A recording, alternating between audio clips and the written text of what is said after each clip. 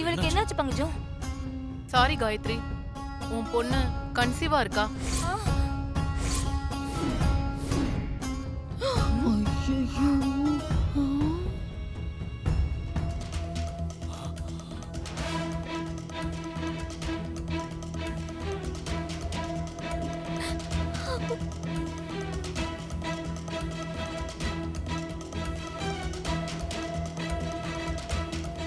என்ன சொல்ற பங்கஜம்? காலேஜில் படிச்சிட்டு இருக்க பொண்ணு போய் இப்படிலாம் சொல்ற? அதெல்லாம் இருக்காது. நீ சரியா செக் பண்ணு. காயத்ரி, நீ என் மேல கோவப்பட எதுவும் இல்ல. எதுவா இருந்தாலும் உன் பொண்ணு கிட்ட கேளு.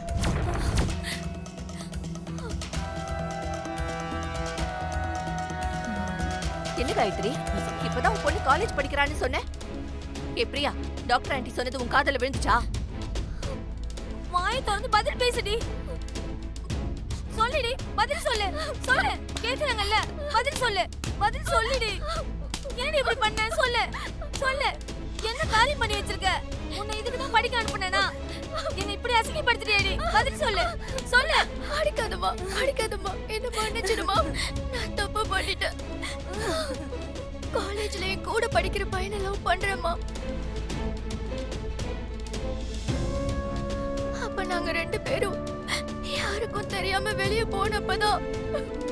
ஐயோ பாவி பாவி பாவி பாவி. இப்படி பண்ணிட்டேடி. குடும்ப மானத்தையே வாங்கிட்டேடி. வந்த இடத்துல இப்படி அசிங்கமாயிடுச்சு. என்னால எப்படி வெளியில தலை காட்ட முடியும்? உன்னை பெத்து வளர்த்ததுக்கு எங்களுக்கு இவ்வளவு பெரிய தண்டனையா? சொல்லுடி சொல்லு. காயத்ரி, போதும், நிறுத்து. படிக்க அனுப்புற பொண்ணு அவ என்ன பண்றா ஏது பண்றான்னு கவனிக்காம விட்டுட்டு இங்க வந்து அடிச்சு என்ன பிரயோஜனம்?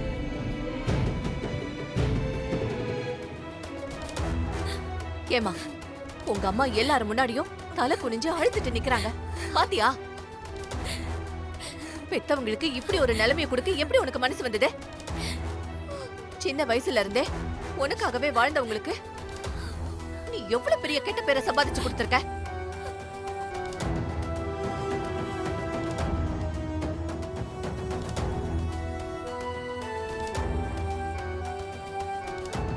இங்க எல்லாத்துக்கும் ஒரு வயசு இருக்கு பிரியா. உன்னை படிக்க வைக்கிறவங்களுக்கு உன்னை காலத்துல கல்யாணம் பண்ணி வைக்கவும் தெரியும். ஆனா நீ நினைக்கவே கேவலமா இருக்கு.